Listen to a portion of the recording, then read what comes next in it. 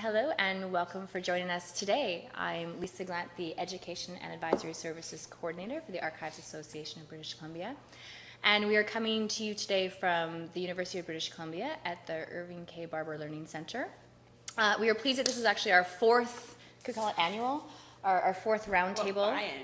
Biannual roundtable that's been hosted by the Barber Center, and we're really pleased with this partnership because it's a chance for the AABC to do our own form of outreach. So thank you very much for hosting us in this room today and also facilitating the live web broadcast. And to our fantastic camera fellow Ryan on his second biannual roundtable with us. For making sure that the video feed works and troubleshooting anything on the web page. So today we're going to talk about outreach, fundraising, and donor relationships. Before we get started, just a couple of housekeeping things. We are going to be chatting at you from the front table. We have a small but engaged audience behind the camera, so if you guys have any questions or want to comment, jump in at any time, put up your hand, the microphone is there. You are officially in non-camera territory, so you won't be online, that's okay. You can also, if you're following us online, reach us through emails at aabcvicepresident@aabc.ca, if I've got that correct. You've probably seen it on the board there, or by Twitter at #DonorFun, and we'll have Sarah and Cindy manning technology like a fundraiser to add your comments and questions into our conversation. So at any time, if you've got something to say, please jump in and we will incorporate your comments. So joining me today, so I'm not just the solo talking head, is some fellow archivists from different institutions here in the Vancouver region, and we'll just have the table sort of introduce ourselves so you know who we are and where we come from. So starting with you. Hi, I'm Cindy McClellan. I am the AABC Vice President, and I'm also the archivist at BCIT. Good. Yeah, there you go, excellent. And you all know me? And I'm Melanie Hardbattle. I'm the archivist and acting head for special collections and rare books at SFU Library. And I'm Heather Gordon, the City Archivist for the City of Vancouver. I am Jennifer Uhas. I am the City Archivist for the City of Richmond. I am also the board member of the Jewish Museum and Archives of BC and the Greater Vancouver co-regional rep for the AABC. Good. And I'm Sarah Romke. I'm the treasurer for the AABC, and I'm a program manager for Artifactual Systems. I was formerly an archivist here at UBC Library. Good. Thank you all for joining us today. So today, as we just mentioned, we're going to talk about outreach, fundraising, and donor relationships. I have to say, as like a basic disclaimer for the start of today, is that none of us are marketing or fundraising experts. We are sort of archivists working in the trenches, and so I think what's going to come out of today's conversation is a lot of sort of practical examples of how we've done projects in these different areas, hopefully sort of tips and examples of things that have been great successes, but also a safe environment to talk about things that we thought were really great ideas but maybe didn't work out so great. And I think that's the key, that there's one thing to sort of, read about how you should make your program work and the great expectations, but the reality of actually putting time and effort into either a fundraising project or an outreach exercise that maybe didn't have the results you wanted. So good to sort of maybe learn about some of those failures too, because even with failures come learning lessons, and that's the kind of thing we can share with each other and help everybody sort of have greater success down the road. So I think to start, outreach is a good overarching topic because it does sort of dabble in a little bit of the fundraising role of things and also donor relationships. Outreach certainly can be as simple or as complex as you want it to be. And certainly now with the digital environment, it does make it easier to reach people. Today, for example, through this web broadcast, the AABC is actually performing a great outreach exercise because it's not just the 10 of us sitting in a room talking. We can actually reach people across Canada, across the States, anywhere that they're watching. So it's certainly an avenue that has a lot of great strengths to it, but also, we require then someone like Ryan to man all the technology to make it happen behind the scenes. So those are things you have to keep into consideration. I think with outreach, some of the key things to start with are sort of looking at your organization internally. You know, what are your goals and how do you want to make this outreach project happen? And what are the needs and the resources you actually have available? Because there's one thing to say, we want to do this, but then it actually does realistically take staff time, hard resources, and actually money to make it happen. Looking at, you know, what are the needs of your clients? So, you know, what's this audience you're reaching and what are their needs? Are they actually going to respond to your outreach program? And, you know, the logistics of planning something and then following it through at the end and looking at, did this actually work? You know, what can we use that was a success to further develop this type of an outreach program? Or, again, it didn't work, and what can we learn from that? So, you know, basic outreach ideas. You know, these days we talk about having a web or an internet presence. Exhibits, definitely, you know, focusing on that, the public perspective, not just sort of that very high intellectual sort of archives-only perspective. And that could be things like brochures, teaching kits, public speaking events related to various exhibits you might have, putting out guidelines and other publications to do with exhibits, you know, traveling displays, audio-visual presentations, working with the media to do an interview where you're walking through an exhibit, or just little sort of history tidbits that you can do online that maybe they put in as little commercials in their regular programming throughout the day. And definitely things like today, you know, a workshop or a teaching program that you can engage the audience that's not necessarily your professional community, but members of the heritage community or just the general public that are interested in that subject. So with that as an introduction, do you ladies want to talk about some of your organizations and some outreach activities that you've done? We didn't flip a coin to see who wanted to go first, so as you all look at each other. Heather, you got here first. Go for it. Oh, that's yes. Being early. Maybe just briefly, I can talk overall about what the City of Vancouver Archives approach has been to outreach. We didn't do a lot of outreach activities prior to, say, about maybe 2004. I think it's safe to say we were pretty passive, pretty quiet, for a number of reasons, which I won't go into here. But around about 2004, 2005, it became obvious, well, we never had a lot of staff for outreach, but it became obvious in about 2004, 2005 that if we didn't start reaching out to the community, didn't matter what we were doing, what good things we were doing within the institution, we were going to become completely irrelevant, both in terms of the public and citizens' views of what we do, and also the cities. So one member of staff in particular, and I started thinking about ways that we could reach out more. And it was a former city archivist at the time who started with a print newsletter. We hadn't had one up until then. So we started in a very traditional kind of way, writing a biannual or a semi-annual newsletter that had some articles talking about what kind of holdings we had, projects we were working on, acquisitions. We would highlight researchers and that kind of thing, but it was a very traditional approach. Mm-hmm. And probably the first real shift that we took that brought us into a more modern realm was our presence on Twitter. And we were really, really early adopters. And some of you at this table probably remember me being ridiculed when I announced the Twitter account. Yeah. On Arcanel, I had many emails from my colleagues that congratulated me on being the chief twit. And about a year or two later, everybody was trying to have institutional Twitter accounts, right? So, and I have to credit Sue Bigelow, our digital conservator, for the push for that. And they were just the decision to get on Twitter was made very much from practical perspective. We simply don't have the resources to do a lot of outreach, so we looked at what we could do off the sides of our desks and what was going to be more efficient. And I think that's a theme you'll hear me talk about through the morning.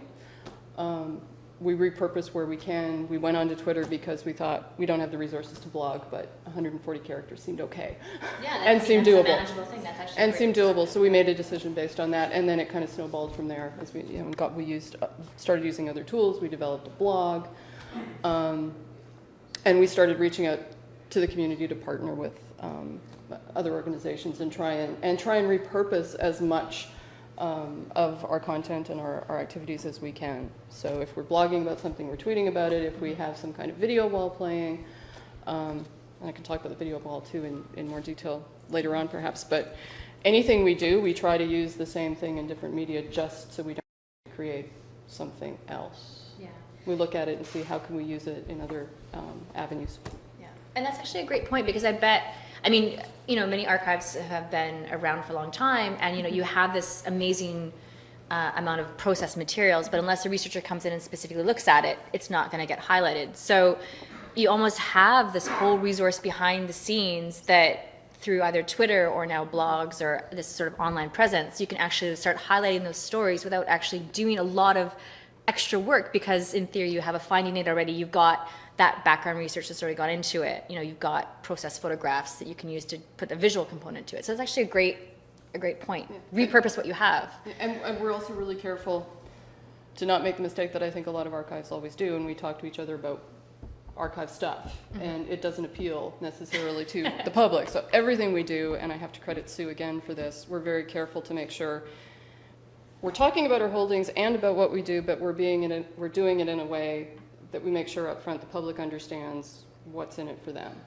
Like, they immediately know, hey, here's these records we think you're going to think are cool.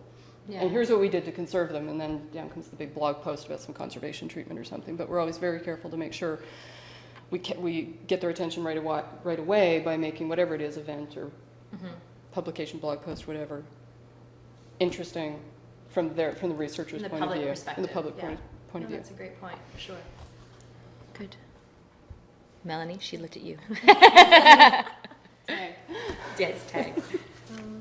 Well, I would say so far at SFU Special Collections and the library as a whole, a lot of our outreach activities have been through our digitization practices and putting collections online. So currently we have over 100 collections that are viewable online.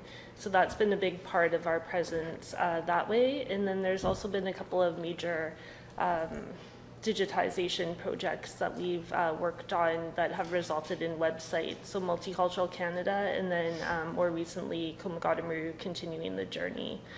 And we were very fortunate to receive government funding for both of those projects. And in particular, the Komagata Continuing the Journey website project has been a really valuable experience for us in terms of community outreach. We were able to really engage with the community and get them involved in the project, and also to partner with other heritage organizations and cultural organizations as well, to really get the community involved in the story. And it was quite successful in getting donations of material that had resided within the South Asian community for many years into the institution, or digitized and made available online. And I think seeing those items online really propelled the rest of the project forward in terms of us being able to add to our collections. And then through those projects, there were several other projects that kind of built on it in terms of other additional websites online that we didn't necessarily run, but sort of used a lot of the content that we had put online. And it just became, I guess, pretty apparent there was a 100th anniversary a couple of years ago. And there was a lot of content that could be used for those celebrations that had not actually been known about previously, because they had been hidden in family collections for a long time. So a lot of our recent work has been sort of in that area in terms of just getting things up online and building relationships within the community and within other organizations. And I think that's strong, because, you know, having the key point about, you know, you're getting some materials available and up online for people to research and enjoy, it's building that confidence with potentially new donors. They're like, okay, well, they're taking care of this material that I know this family gave them, and they've had a good relationship and a good rapport with this process. So they're going to have that trust then to say, okay, well, I'm actually really now willing to give you the stuff I've had tucked away in my closet and under my bed for the past 25 years that I've been holding on to because I'm so afraid of what to do with it. So I think, yeah, having that sort of that web, that internet presence that way can sort of help in an indirect way to sort of, yeah, definitely bring you those new donors that are out there, and having that do, I want to say, sort of building that confidence, that helping your reputation as your institution, doing it for you without you saying, but no, give us your stuff, we're good, we won't wreck it, I promise. And I think also as an academic institution, we were seen as very neutral within the community. So that really assisted us as well in terms of gaining trust and with taking on collections and making them available in a neutral manner. Yeah, no, that's actually an excellent point. Excellent, good, thank you. Just gonna interject quickly. I've had one person who had trouble getting on to the webcast, so if well, I guess anyone who's watching will be able to see, but if you're using Firefox or Internet Explorer, that might be better. Excellent audiovisual technology point. Thank you. Or if you have friends that are emailing you and saying, it's not working for me, is it working for you? Tell them to try a different browser. Okay, excellent. Thank you. And this will be on the internet at some point later in the future, so you can rewatch us at your leisure. Yes. Over tea and cookies when you're bored on a Friday, hopefully. Get all your friends together. Archives party! Have popcorn. Next time we'll have popcorn. Jennifer. The City of Richmond Archives, we really do everything that's already been talked about, but they've always been very early on thinking about outreach and being a community archives as well as a municipal archives. The archives itself really started in around 1979, and the anniversary was the 100th anniversary of Richmond, and so people started talking about we should have an archives. The archive space was really developed in '92 when we moved into the location that we're in now, but we were in existence prior to that. And in '87, the Friends of the Richmond Archives actually was established, so we've had a long, close working relationship with the Friends, which I'll talk about in a little bit. But one of the things that we've always done is we had a newsletter from the early to late 90s. We still have a newsletter. We publish it twice a year. And we do digitization and online activities as well. We had a very early website and online database with InMagic DB TextWorks. We were actually one of the very first ones, I think the first one. Andernaut worked closely with the City of Richmond to develop that. And we're actually in the process now of upgrading that website so that we can have better online access of the amazing archival collections that we have. We've been digitizing early on as well, and as we go on, we're increasing our standards to have higher resolution, color photos, to make it easier for people to access material online. Our social media is relatively recent, really in the last 4 years, and that's really instigated by the Friends of the Richmond Archives as well. They are a tour de force, especially one gentleman in particular who takes on all the social media, everything, and he's fantastic. Facebook was our very first platform, and we've got over 1,400 likes. We also have History Pin, which has been quite popular, and we also have a blog, which we like to link to our Facebook posts as well. So they're speaking to each other and cross-referencing each other, and that brings more people into the different platforms. We also have YouTube, which we have not done too much with recently, putting on our videos. We also have videos on our Facebook, so we might start to change how we upload material to our different platforms. We do not have Twitter. I don't think at the moment we have the capacity to really keep it interesting enough and to really bring people in. We just don't have that capacity. We have one gentleman doing all the social media work, and he's already doing quite a lot. So something we've talked about. And we also don't have Instagram yet, and it's also something that we've chatted about. We've quite busy. Just a question with having sort of the different platforms, is it is too much, you know, like that's right. You said you have one person, he's already doing like 4 different things. Yes, yeah. And he hasn't even done these other ones. Yeah. So where do you draw the line of, like, it's great, right? You're linking things back, you're sort of reusing that content, maybe in different layouts, different formats, but that very quickly can become a very full-time job. Even just imagine, like you said, Yeah. interesting tweet of the day, like what I'm going to write about. I have to think about it. It's not just a 2-second tweet. It's a process. Yeah. So how much is too much? I think But what's the balance? it's important to find the right balance, because if you do too much and you don't do it well, people aren't going to be all that interested in it. It's not going to be successful. So you want to make sure that you're doing it well. I understand having different platforms is interesting, because then people can find you in different ways. But on the other hand, if you're not really keeping it active, another one we haven't looked at is Flickr, but I've used Flickr at the Jewish Museum and Archives, and that brings up interesting things as well. But I think it's about finding the right balance for your organization, depending on how much staff time and volunteer time you have. I'm very fortunate at Richmond to have very, very strong volunteer corps that is very dedicated. But if you don't have that, and it's just me as the archivist, it can be very difficult to find that time. Well, and we approached it thinking, having that idea very much top of mind. In the early days of Twitter, we over-documented it like you wouldn't believe. There was the city had no social media policy at the time, so we were definitely blazing a trail even within the city of Vancouver, and Sue and I had no idea. Neither one of us had Twitter accounts. We read up. We had a public history intern, actually, at the time. Yeah. Which is interesting. We'd never had somebody with a public history degree before, and those folks are awesome for people. If you're looking for somebody who loves history, loves archival material, loves primary and secondary sources, and can market it, it's a really interesting mix to have.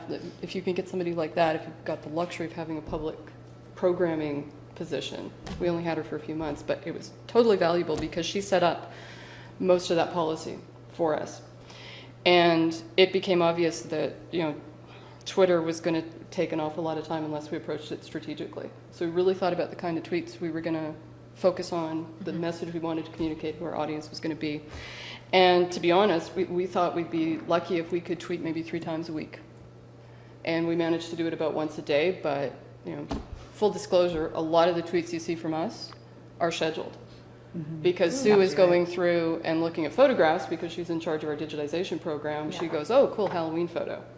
Schedules it for October 31st. Yeah. Even though it's May. So a lot of that stuff is already done, and we're not having to do the daily, to do it in real time. We're retweeting in real time. But you've now built it into your workflow. It's built in your into daily work plan. It's in the daily work plan. Yeah. It's just something she thinks about. Yeah. We'll tweet that there's a blog post. We'll do a lot of retweeting. And we've really settled on 3 platforms that really need to be fed. And that's Twitter and the blog and Facebook. And we resisted Facebook for an awfully long time. Because we already had Twitter, and we thought we just can't do that. I think there's a love-hate with Facebook. I have friends who are just like, and other people are like, I had 27 cups of coffee today. Like, that's, you and the blog became manageable because, quite frankly, we looked at what we were doing for the print newsletter and realized that there were in every newsletter, there were about, I want to say 12. Yeah, about 12 different articles. So twice a year, that made for 24 articles. We thought, hey, blog post twice a week.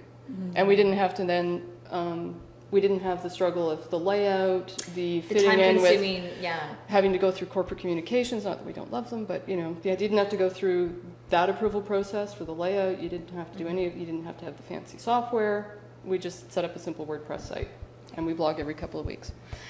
Facebook came on board maybe a year or 2 ago when we felt we couldn't resist it anymore, but I also ended up with a person on our front desk who can take care of the Facebook account. Okay. So she's in charge of that. Sue is basically in charge of the tweets, with me as the Uber manager of it to make sure that we're following the city's guidelines, because we've got to remember we're one of the city's corporate accounts. So it's not like everybody's tweeting. Everybody in the office, it's very much controlled in that sense. And then the other platforms that we use are things like HistoryPin, YouTube, and Flickr. Yes, those are the 3. And those are ones we feed occasionally. We finish a project, we put up a Flickr set of a subset of photographs, for example, or maps. The idea being that subset drives that crowd that are over there on Flickr back to our database. And That's it's your the same with, and it's the same with Yeah. YouTube. So periodically we feed it, but it's not something we're paying attention to. And is that driven by, so you talked about Not sort of, often. yeah, the staff and the resource time and sort of prioritizing which ones you felt you had the greatest impact on. But then do you look at the results? Like, how many likes? Is it worth my time? I've got 4 people who like this. Like, and it took me 2 hours to like put this up.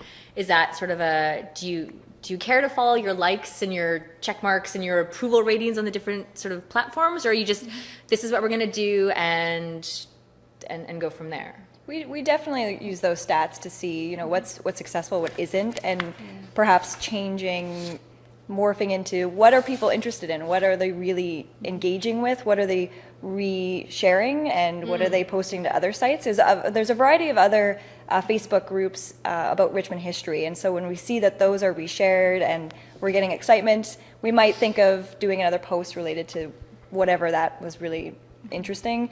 If something was a complete dud, we might reassess, what was that? And it tends to be the much older history that we think is very interesting, but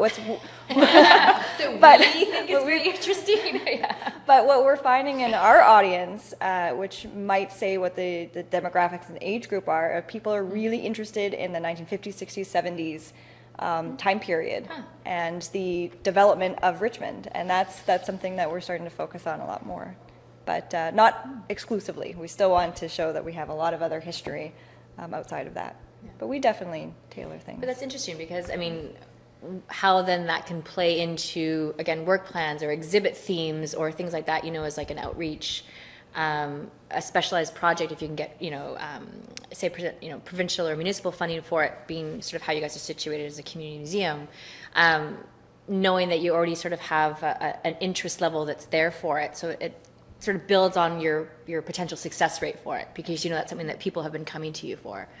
So that's interesting. Sarah, do you have some feedback from sort of when you worked at special collections here at UBC?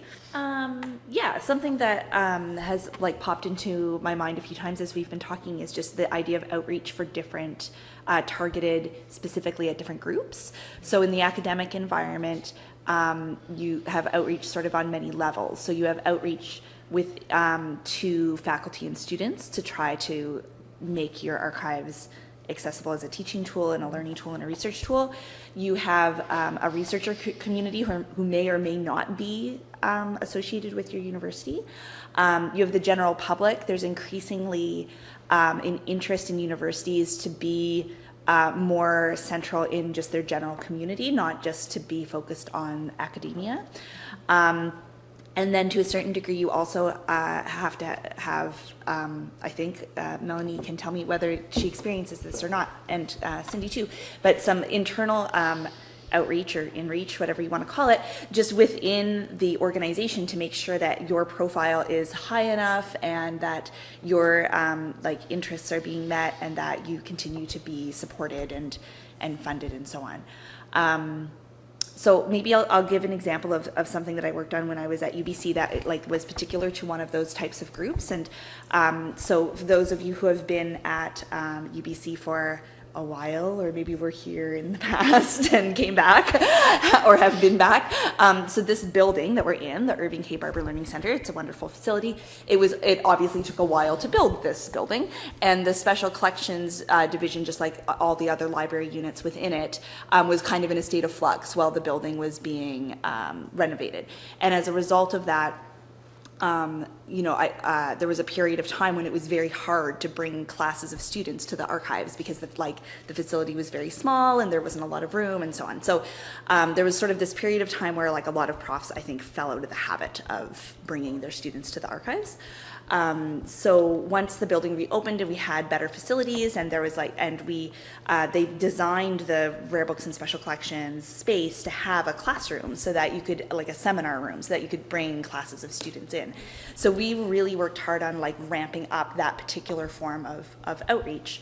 And we ended up engaged with a specific undergraduate first year program here at UBC called the Coordinated Arts Program, or CAP. And it's a really interesting program. Students come in, it's their first year of a Bachelor of Arts, and they choose the different profs kind of lead the different streams on a different theme. So it'll be things like society and citizenship or media studies and things like that. So different instructors would have like different interests in bringing their students in. And it started small with just one stream. And then it got to the point where we were seeing like literally hundreds of first-year students. So it was really exciting. It was a lot of work, and it made us examine things like, does our like coat and bag policy really work for bringing in this many undergraduate students? And just like really practical things about like, do we have really enough staff to be like leading this many classes and like hauling out the same material to be seen by the students? And we really wanted it to be, we wanted them to have that tactile archives experience. That was part of the goal of the instructors, and we didn't want to be like, no, you can't do that. So like obviously we tried to facilitate it, but then you have like concerns about the like physical security and maintenance of the material and so on. So like I don't want to say it like was or is a success, or like we didn't start with like a measure of like we have a goal to bring in this many students or whatever. But what I do know is that we exposed so many first-year art students to using archival material that we started to see the trickle-down effect as the years went on, and we would have like fourth-year students coming and being like, yeah, I'm totally comfortable coming here because I did it my first year, so I know what it's all about. So that barrier, that like mysterious, you know, what's in that special room in the basement thing was lifted for a whole bunch of students. And then it starts to, I like to think anyway, that I think it started to have like a, you know, like a further kind of branching effect on other students as well. So just to highlight that there's like, you can, you know, we've kind of been talking about outreach in like kind of a broad way, but you can narrow it to make it so that it's working for like a particular audience that you need or want to reach for whatever reason. Yeah, and places where I've worked at, it's been, outreach has been interesting when you think outside of the box, sort of the traditional way of doing outreach. When I worked for a municipal government archives, they had, I believe it's the grade 6 students that come to do their city hall, local government section of their curriculum. And the archives building was, you know, part of City Hall, and they asked us to participate. And we're like, great, this is an exciting thing. We're like, what do we do? It's a bunch of grade 6 kids. And how they had, you know, like, how, you know, like, we know how to make archives interesting sort of for, you know, historians and genealogists and people doing, sort of with the special focus interest groups. But like for a bunch of kids, it's not normally our target audience. And so a lot of the different departments, I mean, like, and also we're like, well, how do we compete against the fire department? Like, because they're awesome, and we're the archives, and we're like, don't touch anything, you know, and they're like, let's burn stuff. So it's kind of like, you know, we're like, where are we in the schedule? We don't want to go after like the cool departments, you know, but we want to be able to hold our own. And a couple of the other departments were sort of going with the character of Flat Stanley. I don't know if you guys... Anyone knows the Flat Stanley character? It's like a children's book series, and he's this little boy, and he gets squished one day, and he's like as thin as a piece of paper, and he becomes Flat Stanley, who goes on all these adventures because he can get mailed around the world, which just probably sounds bad when you think about it out loud. But so we had Flat Stanley come to the archives, and that was our hook to kind of engage with that crowd. And it was actually a lot of fun. Like it brought you back the sense of sort of what's unique and interesting about an archives and the type of records we have that tell the kids about, you know, Calgary's history and what we do and how we do it and why this type of work is special. So in one way, it became not just sort of doing a tour of our space and look how we have different, you know, we keep the photograph room is colder temperature for this reason, and we keep records stored in these kinds of boxes. Sort of like the preservation side of things that we all sort of do as part of our work, but also, you know, how we provide access and what's unique about them. And then you start talking about how, like, this is kind of a job you might want to have one day if you like history or you like doing this, or this is interesting to you. So it became more of just us fulfilling a check mark on their sort of, you know, community history program. Let's go visit a different department at the government building. It became sort of very much sort of job professional outreach that way too. And it was a lot of fun actually, because it kind of, their energy was exciting to see, because of course they're in a field trip mode and they're like, whoa! But getting them to work with, like, you know, here are some old maps and how can we find, you know, how has Calgary changed over the years, you know, and being able to provide them with things exactly that we can give them a tactile experience. and putting the gloves on so they can look at photographs and look at negatives, and letting them really sort of get into some of that archives work that we don't always necessarily have a chance to do because you're busy sort of doing the paperwork or the administrative side of records and arrangement and description. So it was busy. It wasn't like we were able to pull this out of the hat overnight. It took a couple weeks of prep and who was going to talk about what, and you sort of have your little script and you kind of practice with each other to make sure this is filling our time frame and what are the kids going to get out of it. But it was a lot of fun, and it's not normally a group you'd think that in archives, okay, like let's gear towards grade 5, grade 6 kids who know nothing about archives.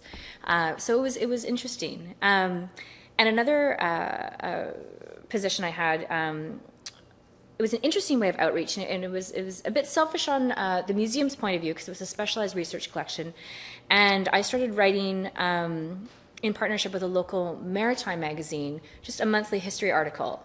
And it was lovely to work with a publishing company because she gave me full-on carte blanche to write about whatever I wanted. She just gave me the publication calendar and said, here's your deadlines. I'm going to give you this much space, whether you want to do photos, text, whatever you like.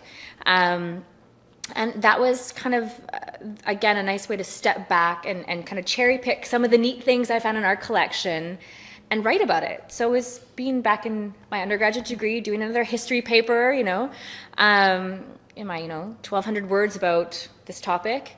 But it was nice because it allowed you sort of to re-engage with your collection again. But it was twofold because, yes, it was sort of a very subtle way of museum PR and outreach, but I was also reaching an audience that wouldn't normally come to the archives. So this maritime publication goes to people that are, maritime lawyers and people that are in the industry and people that are sort of like, not to stereotype, but sort of the rough and grumble, like we're down at the port and we're not going to go visit the museum on our spare time on the weekend. But because here I was writing a fairly lighter toned article, it wasn't 8 pages about maritime law, it was 3 pages about, I found some really cool pictures of tugboats, and this is about, how tugboats have evolved. It was a nice range in the article, and it brought in people that hadn't thought about the Maritime Museum in a long time, or had forgotten that they have these things, and I should go there with visiting family, or I should walk by and stop in. So, it's now I think 3 or 4 years of this relationship with this magazine and publishing a regular article about things from the museum's collection, and so it was a great partnership for them because they're like, we can bring in a history element in a very easy way, and for us, free PR, free outreach, and just sort of getting the museum's name out there. So yeah. So just looping back to elementary students and visits, there's just a couple of interesting comments on Twitter. One is from Sarah. Hi, Sarah. That a big challenge in reaching elementary school kids has been that there's a lack of time in the curriculum for local history. Yeah. So they're not just, you don't really expect a grade 4 student to be familiar with archives at all, but you might expect them to have some sense of the local history, but but if there's no time in the curriculum for that, then it can be even more challenging to reach them, I think. Certainly, yeah. And another person just commented that Krista, hi Krista, also comments that tactile activities for elementary school students is really important too. So I guess maybe that further to that is finding ways to do that safely. Yes, that they're allowed to touch and that they're in a safe way. Sorry. Yeah, no, please go ahead. I was just going to say, in Richmond, we have a really lovely reading room, and we bring in the tours, and we also have been very successful with the younger groups on spring break. We're fortunate to be in the Cultural Center in Richmond, which has the art gallery, the museum, a media lab. So they have this week-long spring break group that comes in every year, and we're part of the tour. And one of the things that we have is a photo display on the wall. It's a timeline, so it starts from 1879 and goes into the 90s. And one of the things we do is just a fun scavenger hunt. We'll have questions, and we'll, what year was the Steveston fire? And they'll have to go and find it on the wall. So there's a lot of running around and, and racing each other. And so they have a lot of fun with doing those sorts of things. But I also think it's interesting for organizations that might not have the space to bring people into. When I worked at the Jewish Museum and Archives, we did not have a space. We had a small 300 square foot office, and the archives was sort of off-site. So one of the things we did a lot was to go out into the community. So we would prepare exhibits, prepare discussions and workshops, and we would teach people workshops, and then we'd go out to some of the community groups and talk about what an archives is and what we do and what kinds of materials we're looking for. And a lot of them were very, very interested and receptive. They didn't know about us in advance. So there's a lot of going out into the community as well. Even in Richmond, the Friends of the Richmond Archives go to all the different community events throughout the year, the Salmon Festival, these sorts of things. And there's a display, but it's more so just getting people aware of what you are and what you do, and talking about your mandate, and then that can lead to donations of archival material, researchers. It's all full circle. Yeah, at BCIT, it's interesting because it's me and I'm part-time. And so I haven't been there, but I'm just feeling comfortable with the collections now, because it takes a while to get to know your collections and what you have. So my strategy when I first started was just to go to things and talk to people and tell them that I'm the archivist and what the archives does, and have my little pitch ready. And then from that, I've just gotten invited to be part of projects. I'm just finishing up a time capsule project where I was the expert about preservation. And I don't have a lot of time, but in doing these things, I meet the right people, and then they say, oh, the archives is great. And then it's a lot of, I do tweet once a week at my Throwback Thursday, and then I try to do other things that are relevant as they come up, but it's pretty small. I'm in the library, and the library has a blog, and so I've blogged for them a few times. Archives blogs, very popular, way more popular than any library blogs. So There you go, street cred. people like it. It's good. Yeah, so, but outreach is important, and just within the BCIT community, so many people still don't know that there's an archives, and they're interested as soon as they find out and they hear, and they want to come visit, and they want a little tour, and they go check out the website and the online presence. But yeah, you got to make time for it, otherwise you just fade away. Yeah.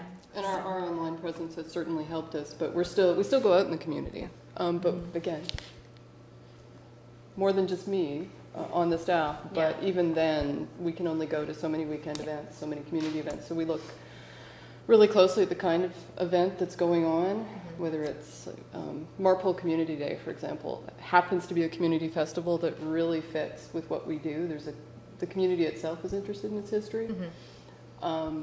The types of people who show up, for whatever reason, at that event have a community, but also a bit of a cultural focus, and we get an awful lot of interest from those people at that event. There's other events that are maybe more street type, block party kind of things, which we found don't work as well, but it's sort of hit and miss. Right. Yeah. We've also had luck, surprisingly, with the city's Doors Open event. Vancouver only started doing Doors Open 2 years ago, I think. Other cities have done it more often. But for those of you who know our location, we're kind of hard to get to. We're a bit off of transit, and as much as I wanted the doors to be open and to do the back of house so people can actually see what goes on at the archives, we decided we just can't do it. We can take about 15 people through safely on a tour through the labs and through the stacks, but we thought, well, we'll do what we did for our 80th birthday. When the archives turned 80, we took a bunch of our favorite things up to City Hall. And just had one archivist at each table of stuff and let people look at the things. And we talk about the holdings and what we do. And for Doors Open, we were given a spot, Committee Room 1 actually, on the 3rd floor right near council chambers, which was a nice connection to what we do for the city. And to your point about tactile, we had, and people being able to touch the stuff, I had some of our friends, board members, help out because we didn't have things under cases or anything. We had some stuff mounted, the more vulnerable, smaller stuff, but there were ledgers and things right there. You could turn pages and read them. And a couple of the Friends board members who have archival backgrounds were horrified that we let people touch the first council minute book. You know, why not? And we had about 100 people. I was shocked. About 100 people an hour went through because they were visiting City Hall and kept just going through committee room one, looking at their city's history. Yeah. People who've been here forever, and also really interestingly, people who are new to Vancouver. They're our next new audience because they want to know about this new home. Yeah. They have no idea what the city's history is, and they're coming to us through events like that. And we're actually letting them see the stuff. It's not the, you can see it over here. You can't touch it. Because but, that's stuff you guys have always had. But I think when you walk into an archives and you say, here's your finding aid, read through 80 pages, let me know what you want to look at. They're like, talk to that scary person. Exactly. And then you bring them a box. They're like, what do I do now? But when you say, here, like here's the ledger, you know what I mean? Like they can see like what the records are, what the photographs are. Like that's an engagement. Who would go, who would flip through the book, and quite frankly, the little kids are often better than their parents. The people that do this, and you're like, don't lift your finger, turn the pages. The little kids side would go, we bring out an old court calendar with mugshots of criminals and stuff, and they just eat it up, and I think it's great, and they can't believe it's like 100 years old. You go, yeah, 100 years old. Yeah. Older than your dad. And they just think that's hilarious. In the summer, no, go ahead. I was just going to say a very similar thing. In the summer, we acquired our oldest item, which is a medieval manuscript from 1269. And last week, I had an undergraduate class come in, and they got to look at it and look through it and that. And I think that's one of the most rewarding outreach experiences I've actually had, because they really were so excited about it and they wanted to come back. And at the end, similarly, the professor said to me, "Oh, you aren't as scary as I thought you would be. We'll come back." So yeah, I guess they had the idea that Well, Yeah. And the tactileness, people remember it better, and then they go tell people, and it's infectious and exciting when you are allowed to touch it and to see it, rather than, stand back. It's a different than a museum experience. Yeah. I think that is people very much sort of go, or they see archival materials presented in that, encased, museum exhibit, and they go, oh, well, that's nice. But coming in and having, the tactile experience where they can see it and they can smell that it smells old and musty, and they can, see the watermarks on it. That's actually a really engaging thing.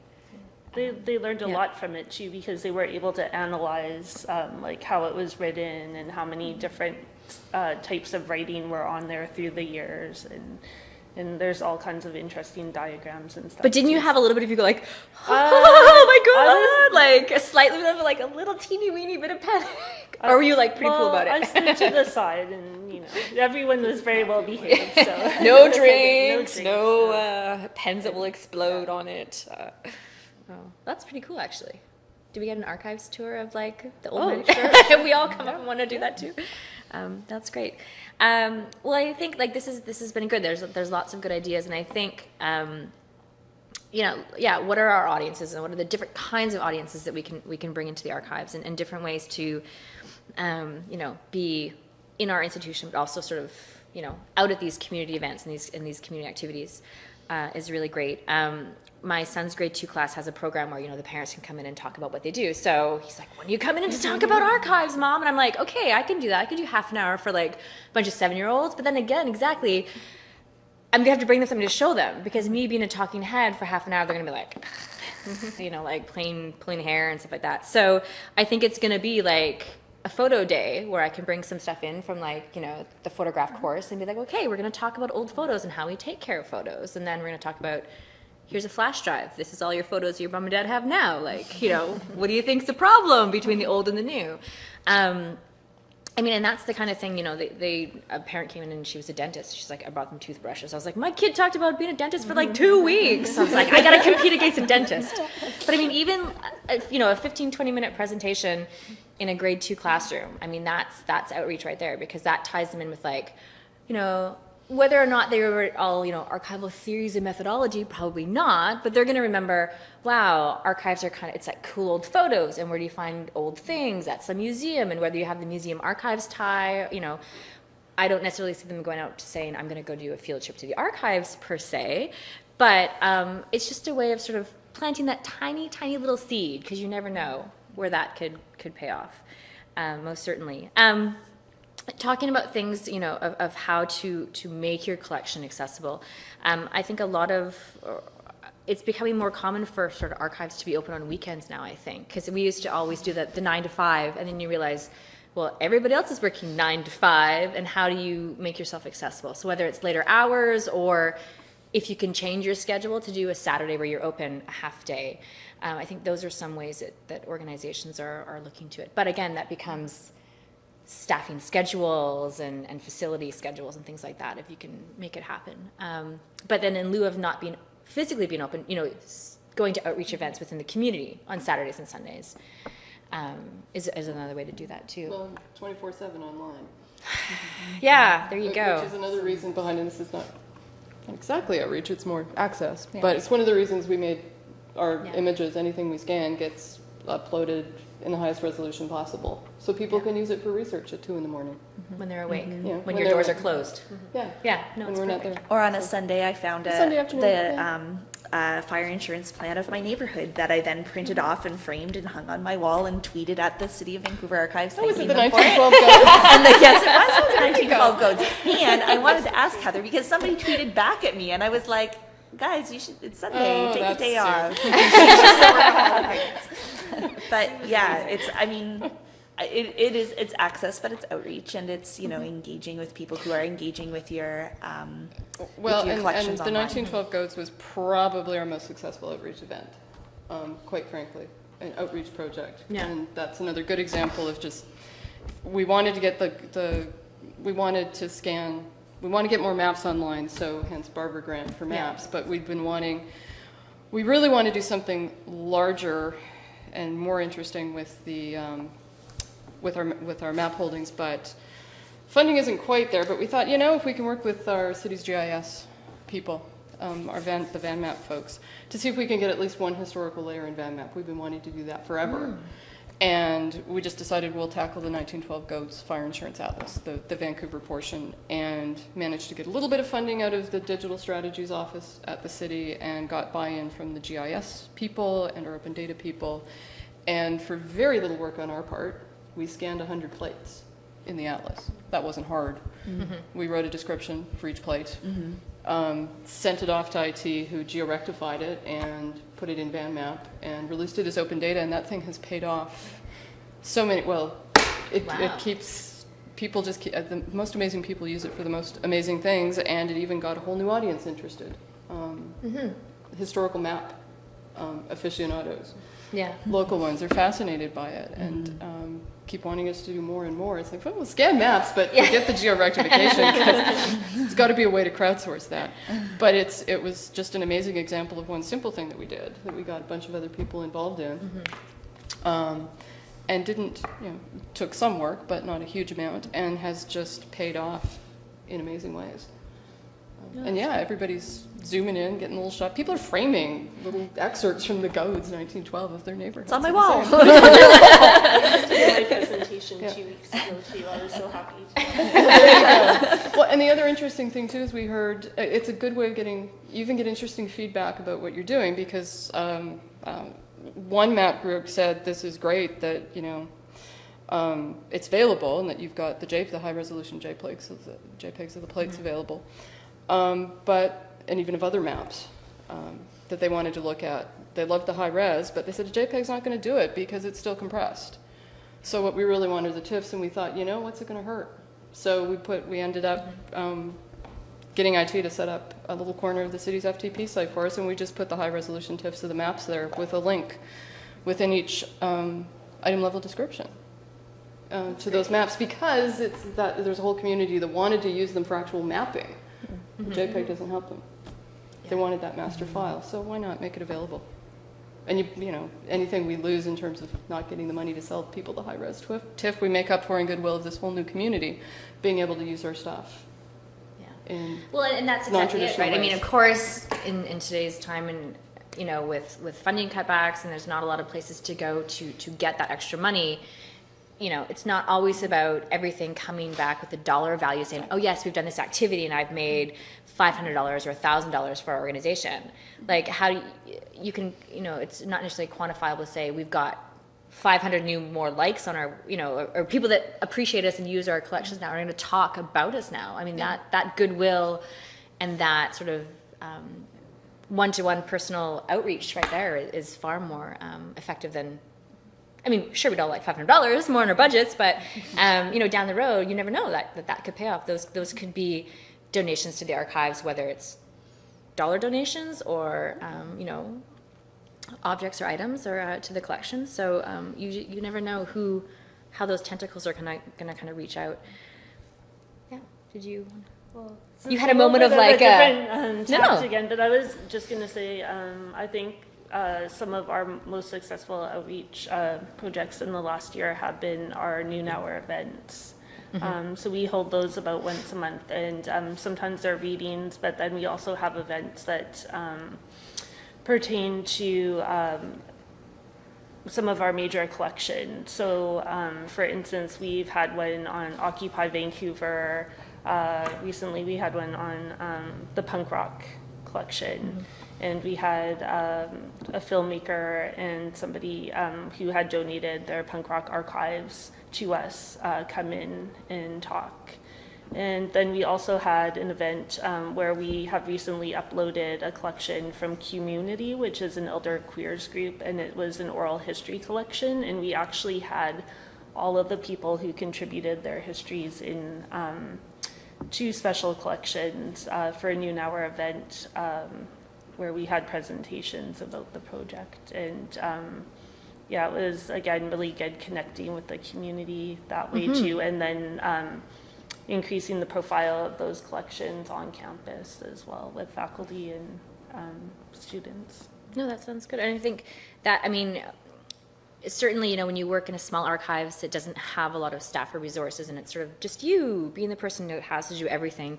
You sort of do the best you can, but it's nice to hear about larger institutions that have maybe more connections within the community and more funding to be able to do stuff, because those are ideas that you can still transfer and make happen at smaller organizations. And yes, it's a bit more labor intensive because it may be only 1 or 2 people or a small group of volunteers running an event, but you can still take those same ideas, possibly scaled back, or if you want to go big, go for it. But you can, those same ideas, the same concepts, like still apply, and they're doable. So it's not to say, oh, well, that sounds great, but I'm not a university archives, or I'm not a city archives that has staff and IT support. Well, you know what? You can make those connections within your community, and you can still make these things happen. Really, I mean, yes, there is staff time, and there is a dollar value in some way linked to these things, but don't necessarily use those as ways to hold you back. Like, you can do these things. So some of these stories, don't be scared off because you're like, well, I'm just a little place and it's just volunteers and we only work 12 hours a week. Well, you can plan for it. These things don't happen overnight. I'm sure there's a lot of time and resources going in just to like the planning of thinking of how we're going to make this work. But it can be done, and or partner with another organization or a heritage community and say, we have this great idea, but can we work with you to make it happen? And we want to be out in the community, but how can we make this as a joint project? So those are all things that can still happen too. It's been a good hour talking about outreach, which I think is a good start to our conversation today. So thank you all for your examples. Let's move on to talk about, I want to talk about archives friends groups, and I don't know where they fit in. Do they fall into the fundraising, or they're sort of like this hybrid group that exists that, yeah, I mean, archives friends of the archives, how do you, friends of the archives is officially how they're sort of termed.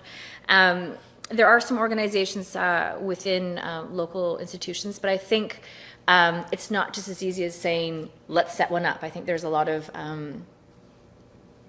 things that need to be in place, and there needs to be sort of the acknowledgement that it's not like, okay, here you go, and you guys are off to do your thing. Like there's a management component, because I've never worked in an archives that's had that, so I was always very jealous of like, oh, City of Vancouver, they have an archives friends group. I'm like, oh my gosh, like it's just me and my volunteers, and we can't handle that. So I'm curious to know how, because Jennifer, you have a friends group you've talked about, how that, not the whole history, but just sort of a succinct, like the reporting structure, and is there a reporting structure, how that works, and how they meant, like, do they come up with projects? Do you give them projects? Like how that dynamic works, and honest, if you can, like, what are great things and what are, I mean, it's the reality, right? It's a volunteer organization.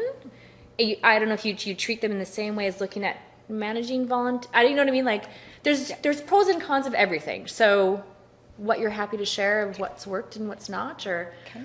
A bit of the history, as I mentioned, they were established in 1987. So there was a lot of excitement over the centennial celebrations that really started in 1978, and it carried on. And one of the things that happened was there was a book published for the centennial in 1979, and funds raised from that book then went into a trust, and that was kind of taken over by the Friends of the Richmond Archives when that was established. And one of their mandates is not only to support the work of the Richmond Archives, but also to continue to do a publication program. So they are still continuing to research and publish books, a series of books on the history of Richmond, and that's been very, very successful because that fund raising goes back into their operations.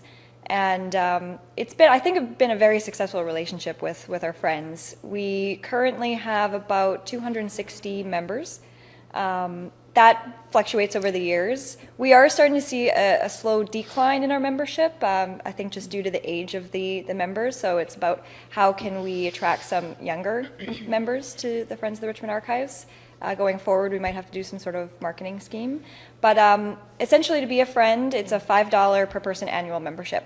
So even at 260 members, I mean, that's kind of enough to keep the Friends going. The Friends officially is an incorporated society, nonprofit society, and so they are independent of the archives, the city itself. So they have their own society number, they have their own mandate to do and reporting to do because of that, and they have to file their society reports. They have to have a certain amount of board members, which right now is 9, so there's 9 executive board members. They meet pretty much monthly, but they take off some time at Christmas and in the summer. And they meet monthly, and I give them an update on what's going on at the archives. And essentially what they do every year in March at our annual general meeting is I put forward a work plan of what the archives would like to do this year. And I put forward a number of projects that we would like to see funding for. And then the Friends decides what they would like to fund. And they're able to fund through their account activities that are either project-based or education and outreach. So it's fairly strict on what they can use it for, but also quite broad because you can really tie outreach into almost anything. So in the past, they have funded equipment supplies, map cabinets, scanners, those sorts of things. They've also the non-sexy stuff that you can't get funding for from anywhere else pretty much, so that's fantastic. And they also have funded a lot of contract archivists in the past to do digitization projects, processing projects. So we're very, very fortunate to have the Friends being able to fund those sorts of projects, as well as just having them on the, because not only do they volunteer on the board, half of them also volunteer at the archives itself. So yeah, so they're very involved. So not only are they going on the board and meeting monthly, they're also going out as a Friends member, and they're going around to the community events that we've deemed to be useful to us over the past, but they're also coming into the archives on a weekly basis, and they're doing research, they're doing digitization, they're doing all sorts of different kinds of research projects, and it's really fabulous to have them in there as well. They volunteer over 2,000 hours a year, sometimes over 3,000 hours a year, so they're a really, really great bunch, yeah. And very fortunate to have that relationship. Nice. And Heather, you guys have had a long-standing... Yeah, not as long as Richmond, though. Really? No. We've got an Archives Advisory Committee that's been around several decades, but the Friends group has only been around since 1993. Okay. And it's a similar arrangement. It's a registered nonprofit society. With 10 board members at the moment, but the focus for them has never been on publications like it was in, or is in Richmond. Yeah. Interestingly enough, they just never chose to go that route. It was more, I think in the early days, more awareness, public awareness of the archives and what the archives does. They certainly had a period in the, I want to say early 2000s, where they went a bit quiet, and they got re-energized. They started to meet again when Ruben Ware was hired as city archivist. and they've been going quite strongly since then. Their main focus for us, though, is on fundraising. Oh, okay. And in particular, they apply each year to the BC Gaming Commission for a community gaming grant. And then that funding comes to us with matching funds from them. Okay. And what they apply to the Gaming Commission for is for what they call the ongoing historic photograph description and digitization project. And a lot of what you see online, a lot of the photographs you see online through our database are there because of the work of the Friends and the fundraising efforts that they've done. And sometimes those gaming grants have been quite large. They were in the realm of $10,000, $15,000 matched. Wow. Not so big now, Yeah. more in the realm of maybe $6,000 with a match and an $8,000 grant. But they are essentially, along with some funding from the Barber Center, funding the digitization program right now. Okay. And even though, $10,000 doesn't sound like much, I think since about 1999, they've contributed, I should have brought the numbers, I didn't think to do that, but something like $200,000 Wow. from the Gaming Commission and then a match, Yeah.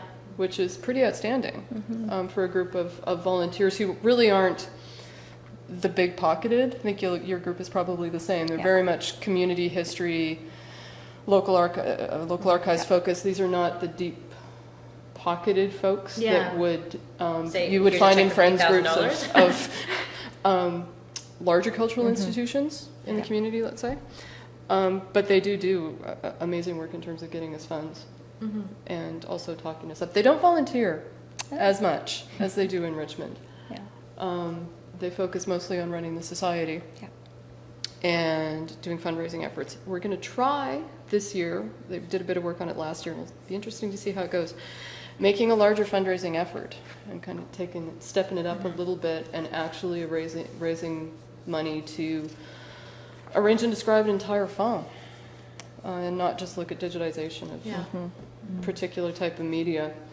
And I'm looking forward to having that get off the ground because that's going to help us a lot. There's not a lot of money for us these days to focus on the private sector records we have and get those processed. So we're going to see if I can rely on the Friends a little more to bring in funding that way. To focus on that. Yeah. Oh, interesting. Okay.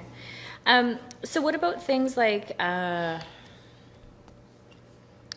in with, deaccessioning, if you have, say, a book collection that's deaccessioned, can they, like a friends group, can it be deaccessioned out of your collection and then a friends group could have a book sale? Like, have you ever heard of those things like that where that's kind of but then the money goes back to the archive? No. That'd be nice. I cannot dispose of city property in No. that fashion.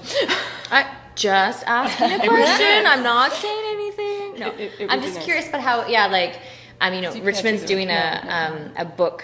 Their revenue is through membership and publishing, which is the onus is on them to generate that revenue. Your group through a similar sort of a private way of generating sort of that revenue that then they donate to you. Well, and they charge membership fees as well. Yeah. And often the membership fees, because it's not a huge fee, but they'll come with donations as well. Yes. So, and that's where they're getting their matching funds for the gaming grant. Yes, from yes. them. I forgot to say that a lot of people that submit their annual $5 fee will submit a larger amount as a donation. So they do get a nice amount of just community donations as well. Okay. In doing sort of some background research and reading on sort of nonprofits and fundraising and things like that, sort of best practices. One of the articles I read that was very interesting was specifically on how to leverage your volunteers you already have and use them sort of as a means of fundraising, sort of unofficially, because you already have this group that sees the value in your organization and they're already invested because they're giving you their time to volunteer, whether it's digitizing or doing quite easy base level processing or inventories for you. They're giving you that sort of intangible volunteer dollar, but then looking to them to spread that talking about your organization to their friends and their colleagues. And I volunteer and I'm going to give a donation and I think they're a really great organization if you want to donate also. So it's sort of like this untapped market. But then in my head I'm thinking, well, you don't want to exploit them because they're already volunteering for you. And then you'd be like, oh, and hey, can you give me $50 a week? Like they'll be like, no, I don't want to give you. I was a terrible waitress because I could never upsell the gravy. I was like, if they want the gravy, they'll order the gravy. But to me it was that same thing. Like, they're already here. they're showing their appreciation and their value and their participation in your organization, but that the idea that you could leverage them even more seemed to me that fine balance of yes, it's wonderful if they want to donate, but not to me. I was like, well, you don't want to exploit them, because they're like, well, we're not coming back because you just see me as like a dollar value. So I don't know. It was an interesting. I got it, but then at the same time, I was like, well, I think you have to be careful, right? Because you don't want to burn them out by making they work for you 40 hours a week volunteering, and then you say, oh, and now you should give me some money too. So I think what's interesting is kind of the just natural fluid nature that can sometimes happen. If you have this great volunteer group that is really interested in your organization and loves to come and volunteer there, you don't necessarily want to hit them up for money or things of that nature. But what I've seen in the past of all the places I've worked is that they go out into the community and talk to their friends about this is a great organization and they do wonderful things, and then we'll see their friends coming to volunteer, we'll see their friends coming to research or donate material or donate money, and it just kind of goes in that circle. So it's not so much mandating them, you need to go out and try to get more members, but us on the side. yeah, it's kind of a really natural thing that happens when you can really cultivate a good feeling in the office, and people love to come in. And same thing with board members.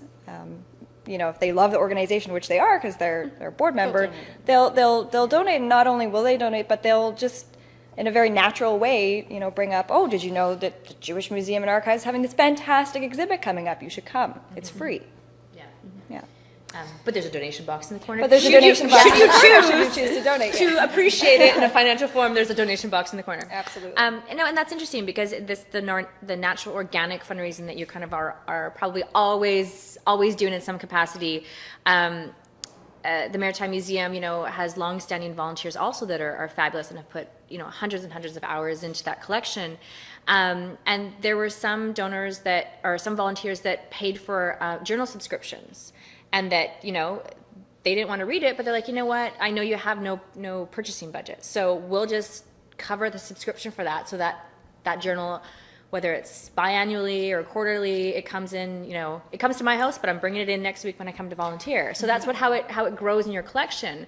And I don't have $150 to cover that journal cost, but they are happy out of their own budget, out of their finances to pay for it. So things like that are, it's not like seeing a check on your desk at the start of the fiscal year, but that money is coming in to cover the cost of that. Or I know in the past, volunteers have purchased supplies towards processing projects. They're like, I'm going to go and purchase a stack of, archival envelopes for, I'm going to help work on, rehousing photographs. And as we all know, those supplies aren't cheap. And you used to be able to, there was, organizations and shops throughout town you could go to and purchase them on your own. So they would, on a Saturday afternoon, turn it off and go pick up 200 photograph envelopes and then bring them in the next week. And you're like, thank you, because again, that's money that I can reallocate from my budget to somewhere else. So donation, fundraising, whatever you want to call that, I mean, that's still a hard dollar value that they are donating to your collection that you can, tangibly use, because it's, as we all know, supplies are quite expensive. So things like that are small little ways. Something that Sarah, hi Sarah again, a point that's been made via Twitter is that not all organizations are permitted to fundraise. Certainly or have volunteers also. So in the academic environment, volunteers are like a non-starter because of union issues. You can have unpaid interns. I think that's a whole other there's feelings about that. Here in the Lower Mainland, I think that we kind of benefit from SLACE being here and there being educational, for credit opportunities, but you may still have opinions on whether or not you should be paying people for their work or if credit is enough. Another thing that I wanted to raise, which I think is kind of an uncomfortable thing, or it certainly was for me when I was a collections archivist, is the idea of it kind of goes it's another flavor of asking volunteers to be donors, is asking your donors of archival material to be donors of money. And if I could tell a story about when I was a baby archivist, and it was my first job, my first like real like out of, you know, not like part-time grad student job, my then boss, who is no longer employed by the organization that I no longer work for, so we don't have to like, you know, whatever. My very first, like the very first donor who approached me with material and said like, I want to donate this. So I went to him to like talk about it. And he said, okay, let's say $1,000. And I was like, no, they want to donate it. They're not offering it for sale. And he said, no, I'm telling you to ask them for $1,000. And I was like, no, that's not a thing that I'm doing. And it became a real like tension point between me and this supervisor of whether or not we should be asking donors of archival material for money. As termed as processing fees? Yes. Okay, yeah. I can speak to that as well. Do we have opinions? Yeah. I'm curious. I mean, I like, do. I think I've made my like opinion on the subject It's an quite awkward clear, thing. but- You're right. It's like, oh, thank you. Oh, and hey, on the way, like, what's in your wallet? I mean, it's this awkward, you know, and you're like, Then I'm really awkward because I do it in a heartbeat. Yeah. but yeah. No, but it's a good question. You want your stuff? No, and you know what? It's hard. I'm being a bit facetious.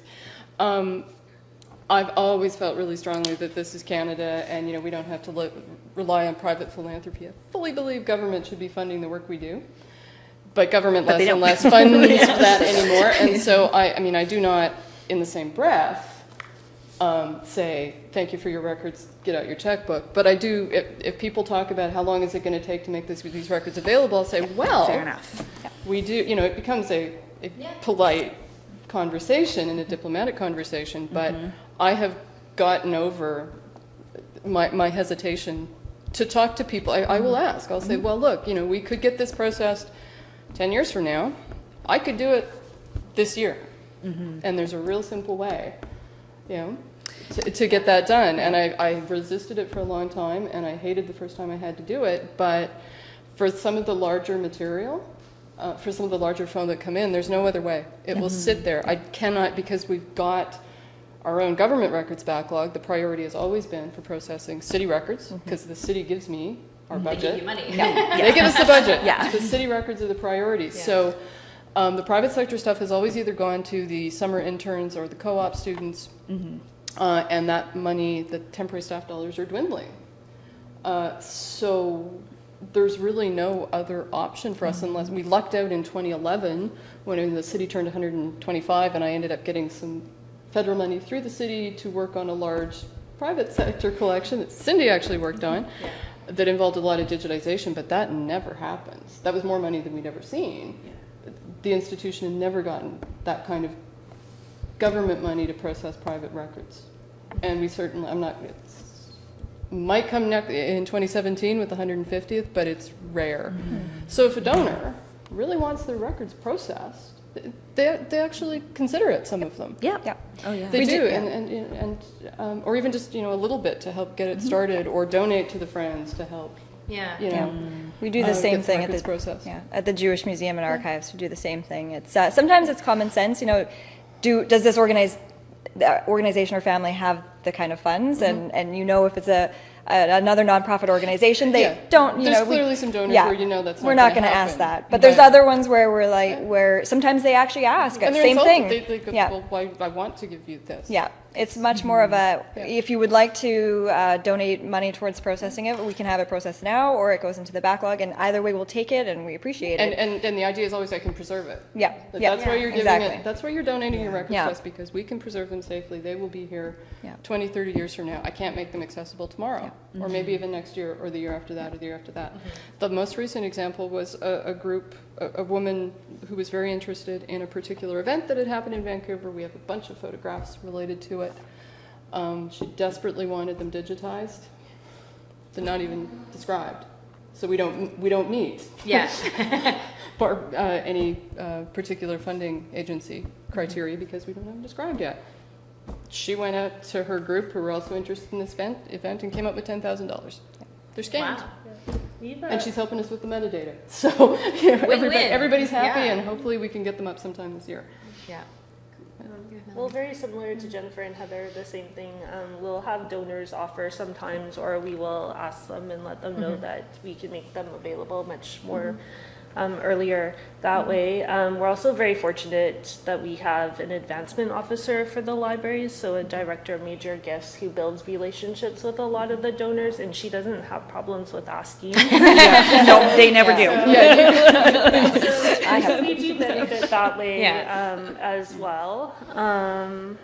And we have also tried our hand at crowdsourcing with one project, and that went extremely well. There was a group of records that a particular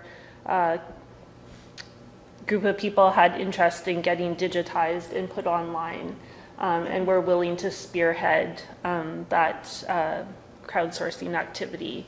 And we matched the funds that they raised that way. So we'd like to see ways of possibly doing that again in the future, because it benefited all parties. I think that's what our friends group is looking at too, with taking their campaigning up to the next level. It's the idea of finding some seed money with some key wealthier folks, and then doing more of a broader, larger, more public sort of crowdsourced campaign. $50 here, $100 here.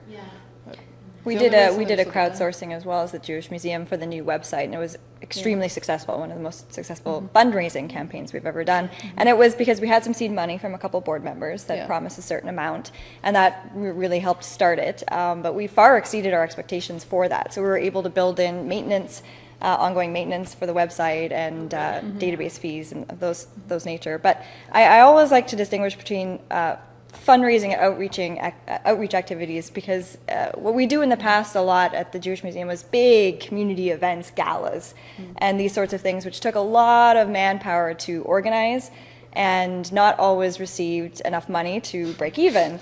So that's the other part of fundraising. That's not the good part of fundraising. I mean, they're still important as an outreach and awareness activity, and just having your community come in and honoring them, but not so much a fundraising activity. So this Indiegogo campaign that we did was very successful because it didn't really take a lot of time on our end, and it received quite a bit in financial donations for this. So it's kind of looking about different sort of events to do in order to what's your goal. And that's key.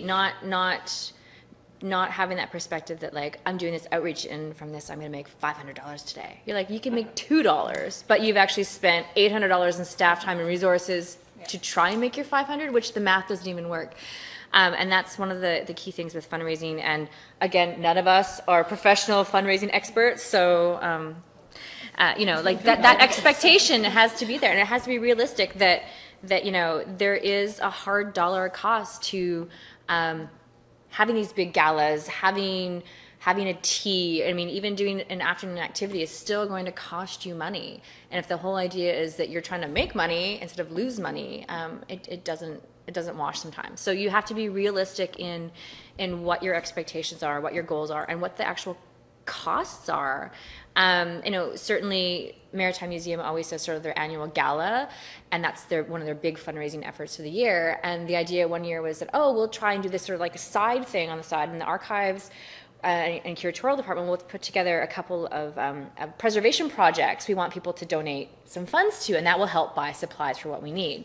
So we worked on a very last minute basis, putting together some display cases and a little sort of synopsis of this is what we have and this is what we want and how we're going to get to it. And if we could get $500 or we could get $1,000, that'd be tiki-boo. And, it's a couple of overtime hours, and like you're sitting up, you're doing a nice exhibit. It's not just like slap some stuff in a display case and walk away.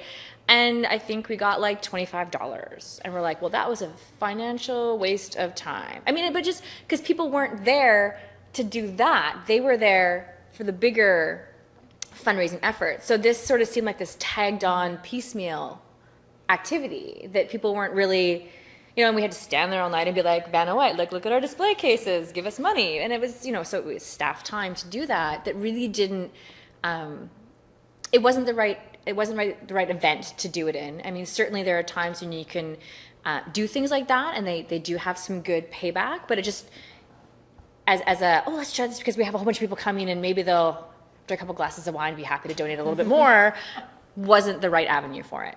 So I think it's important to have both sorts of events, to have those Yeah. ones that you know is going to take a lot of time and effort to plan, but isn't necessarily a fundraiser, Yeah. but is about just awareness of your And thanking your organization, community and building those relationships. exhibit launches, those sorts of things are great. And it's also important to continue to do the more traditional fundraising efforts, Yeah. whether it's traditional or not with crowdsourcing or something. Yeah. And even, I mean, having the, it seems the very old fashioned, the donation box in the corner, I super resisted getting one for the library and archive space. I'm like, it seems like so cheesy. And like I had this feeling like, I'm going to help everyone and they're going to love the archives and it's going to be great. But then you're like, oh, I wasn't looking and someone dropped in $25. That's actually kind of cool too. So, there's a way to do that. Or, as they're on their way out and they're leaving the museum, they're like, oh, we had a, really great time. The research librarian downstairs was fabulous. So we're going to donate to the museum in general. So, so there were those things I know that happened. So those are just something that, we had a nice little simple donation box. It was just, inobtrusively in the corner. It wasn't like a big, donate here with neon signs kind of thing. But it just was sort of there. And it was very sort of subtle. Obviously, the director would like to see that filled with $500 every week, but that wasn't the case. But it was just enough that, like, once a year you do your tally and go, it's a little bit extra that's going to let me get, maybe $200 with more of processing supplies. So little things can slowly add up. I mean, that's not as, not as flashy as a big gala or a big fundraising event, but, if you're in a small little community archives, like little things like that don't really take a lot of extra effort, but you can sort of add to your budget along the way. I mean, certainly with fundraising, there's a lot of different avenues. I mean, you can have these great, huge events, and I think a lot of it is the logistics and the time to organize them. And I think that's where, if you're in an organization that has, a fundraising or a marketing team, like those are their specialties to do that kind of stuff. Certainly, if not, you can do it as archive staff, but it does take a lot of time. You need to be aware how much time and resources it actually does take. And really with exactly what's your message? Is this an event launch and, we're going to provide, the hors d'oeuvres and drinks tonight and that's what it is, and, we're not expecting any donations tonight? Or are we going to do like our big annual fundraising push and we're going to have staff come up and make their presentations and they're going to show us projects that they want to work on? So that needs to be a conversation that you need to build with your staff or your board of directors. And know that you need time to plan that and how that's all going to happen. Because if you're doing sort of that big formal one, you want to make sure that you've got time to plan everything properly so it has that, professional polish to it too. It seems that a lot of places do sort of the afternoon teas and sort of those, I want to ask the idea of doing, bringing in appraisers to come in. You sort of set up, either, the antiques afternoon or have your items appraised. More of sort of a museum thing, I would think, versus sort of archive stuff. But it's an interesting approach because you're not necessarily getting the donation or you're not really making any money out of it, but it's a way to sort of maybe partner with a group or sort of have a presence there. The Friends of the Richmond Archives have an annual tea, Yeah. but it isn't a fundraiser. It is a thank you for being a member. And so it's just a casual, there's a couple speeches from mayor and acting mayor and from the Friends presidents, and then we just have tea and sandwiches and everybody chats and it reconnects. And so it's much more of an outreach activity than fundraiser. Yeah. And there's no cost to it. It's included in your $5 membership. Annual membership fee. It is. That's like the best value for money membership ever. And it's a very good spread. Yeah, it's good tea. The Archives Yeah. Association needs to do like a tea and sandwiches with their money. Yeah. I have an email. Sure. Says hello from Birmingham. Ooh, I know. international. Hello. Yeah. And, What time is it in England, actually? Isn't it really late for There's you? been some UK people on Twitter. Oh, great. Thank you for watching. So she says that a lot of cataloging projects are funded through grants from the Heritage Lottery Fund and the Wellcome Trust, which is a big medical research institution. So how do grants sort of factor into... There's less than there in used to be, Canada? right? Yeah. Well, you're really lucky because in Canada there's nothing. That's Not nothing, but there's here. there's yes, and I think sadly in British Columbia, the amount of available funding has declined over the years. I know other provinces across Canada have been creative how archives can get funding, and there's different approaches and different streams for funding. Yeah, I mean, that ties back into, there are Young Canada Works, which is sort of across Canada that you can apply for, but the limitations to that for archives funding is that they have to be an enrolled student, and there's an age limit. So you get these great summer projects that all seem to be coming up right now because people are getting things lined up for the summer, but they have those stipulations on them that you've got to be a student and you have to be 18 to 30, is that correct? That being said, you can get some good work and some good projects done, but Do you have to match as well? that one is matching, yeah. And so that's the hard thing too. Like, you need to have a little bit of money in your budget to be able to match. So there is planning involved in just being able to apply to start, yeah. But certainly the grant funding that's been available, Yeah. it isn't what it used to be. Yeah. No.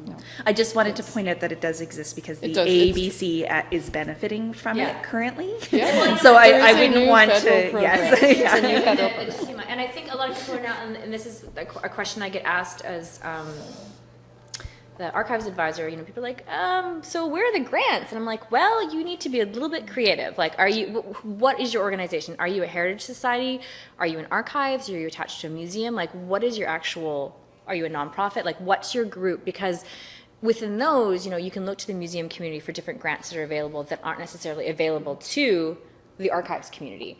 And or you can do partnerships with other organizations that, you can work that way sometimes. But unfortunately, we were up here and then we went down here, and we're starting to come up a little bit, but it's more like the Barber Center funding would be considered private. Would you consider it private? A private granting? I don't. I mean, It's open to the provincial, but it's more of a private organization versus guess. versus I a federal see government or a what you're provincial saying, government. right, You know what I right, mean? Yeah. So that's but where. even then, that's becoming harder to get, if only because of the focus on digitization, and what we're struggling with is getting stuff described. Yeah. It's the good. I mean, when the backlog It's the reduction program unsexy went. things that are fundraise for, and they're often the most important to do. Yeah. Yeah. So love to. We're almost at that point where it's like, we almost have to take a break because we're not at the point where we've even sorted out copyright enough on some stuff to figure out if it qualifies for the few programs that still exist. Yeah.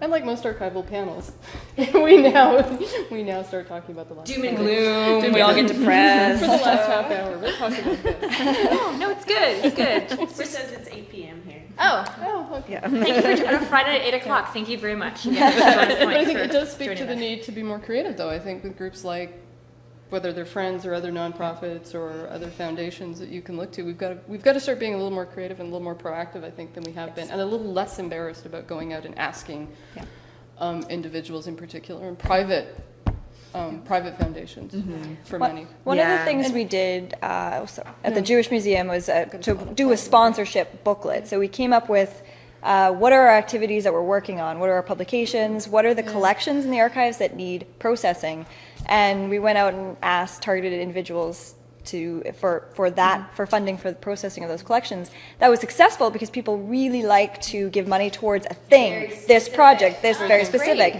But it also was not very successful because we were getting the money coming in and we still didn't have the time to do it. So then we had to change it so that we had to include the cost of hiring a contract archivist to do the processing of these collections. And then at that cost, that scared a lot of funders off because that is a real cost. This is what it actually costs to process this collection.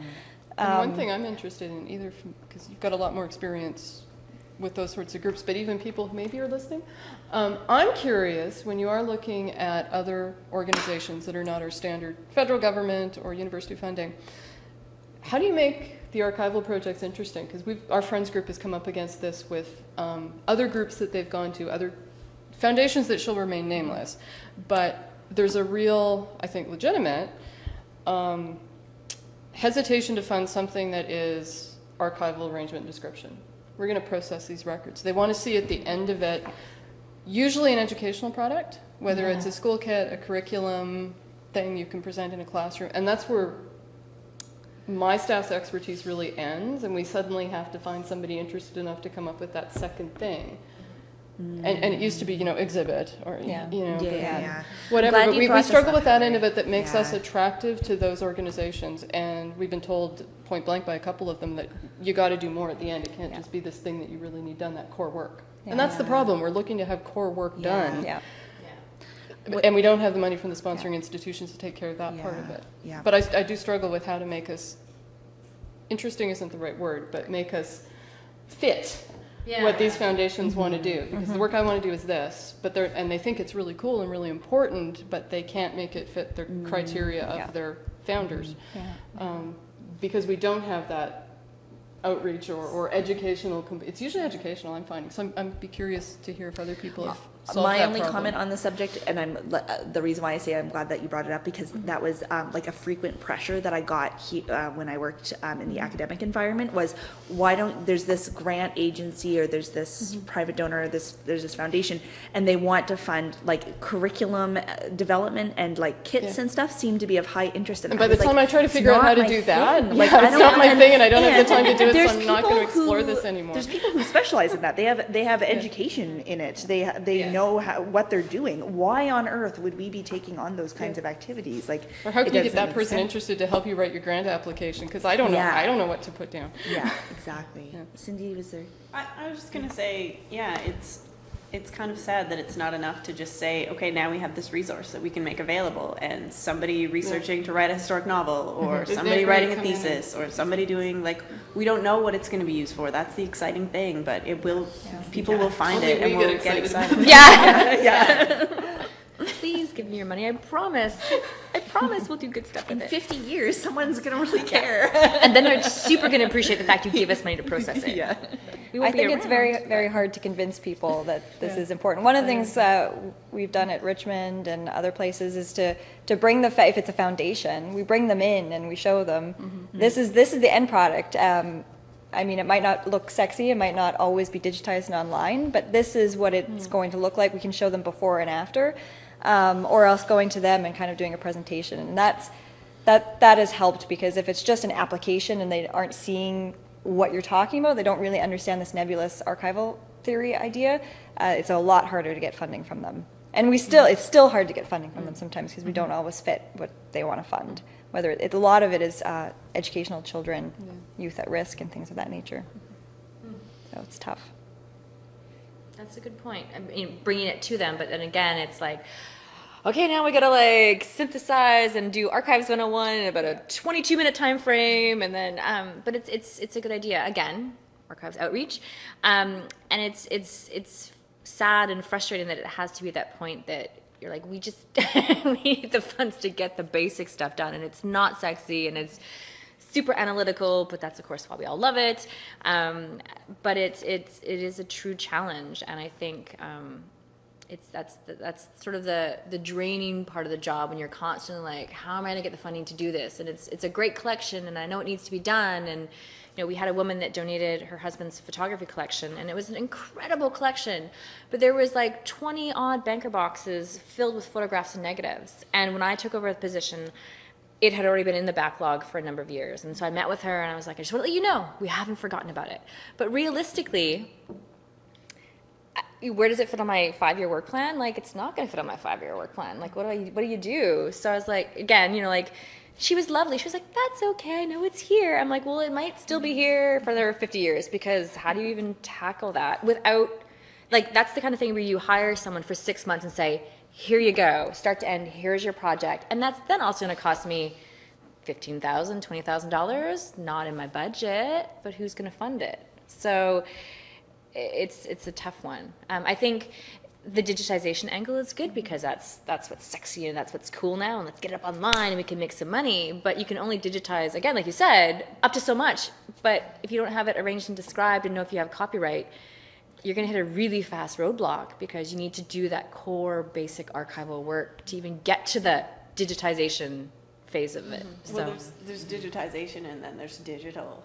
And you think about, because, when you're a student and you think, I'm going to be a digital archivist, and then you start doing out the donor forms and planning, this relationship you're going to build with the donor to get their digital records and get them thinking about, what they're going to give you and when and how it's going to be,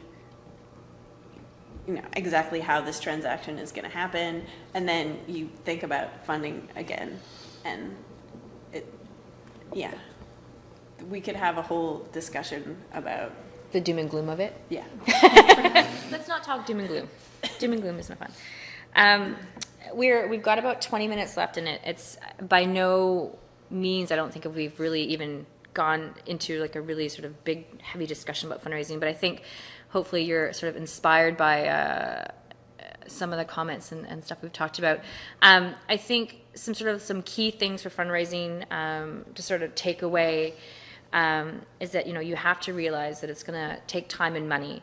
And we've talked about, if you want donations, ask for them. I think in this day and age, we kind of need to put our sort of fear of having the hand out, I'd like some more, please. I think that's okay because, we can say there's not a lot of funding avenues right now for archives. And, I'm not going to take your money and go off on a 4-week boat cruise with it. I'm actually going to be in the basement processing records for like 10 hours a day, 6 days a week kind of thing. Like the money is going to get used. It's yes, not the sexy part of archival work, but it's the work that needs to be done so that we can take your collection and we can take your holdings and make it accessible to people.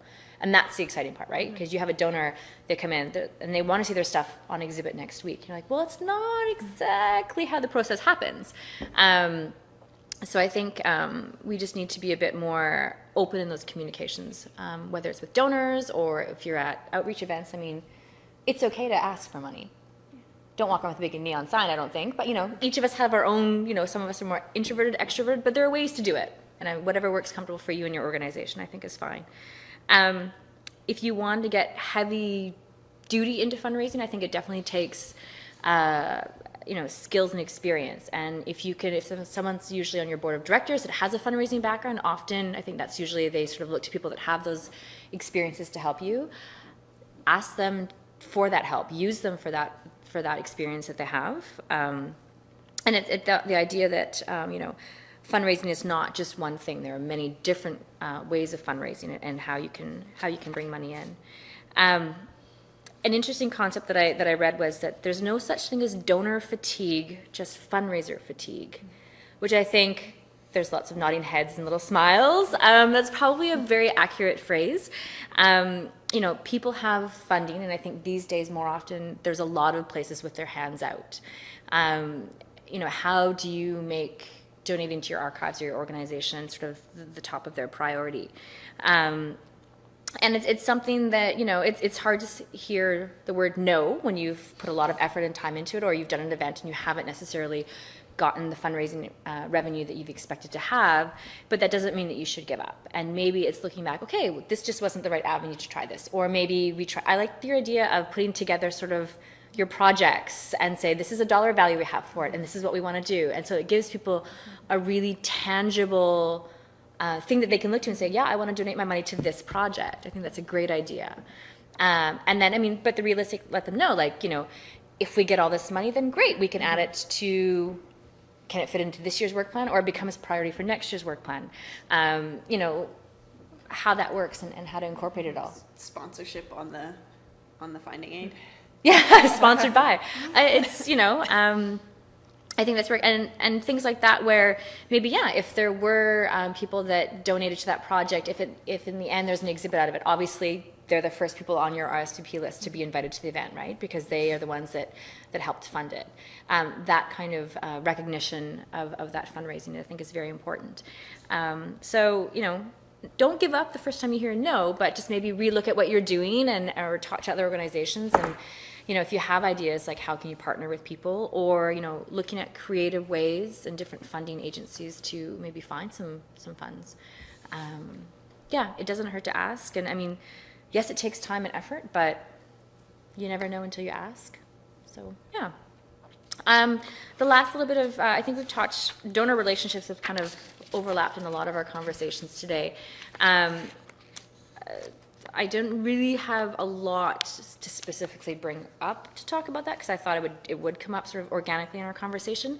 I think it's an interesting thing. I think that's probably one of my favorite parts of archival work is working with donors, and you have people that have a sense of, you know, what an archives is, and they have a love of history, and they want that sense of knowing that they've helped preserve history in some small way, whether it's their family records or, you know, a company they've worked with, or they've been part of an event or an organization.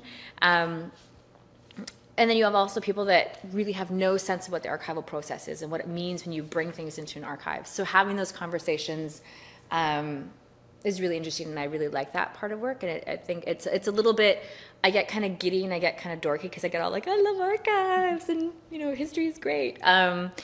And it's exciting to share that enthusiasm, I think, with people. And a lot of, I mean, we all have our different reasons why we're sort of in this industry and in this profession.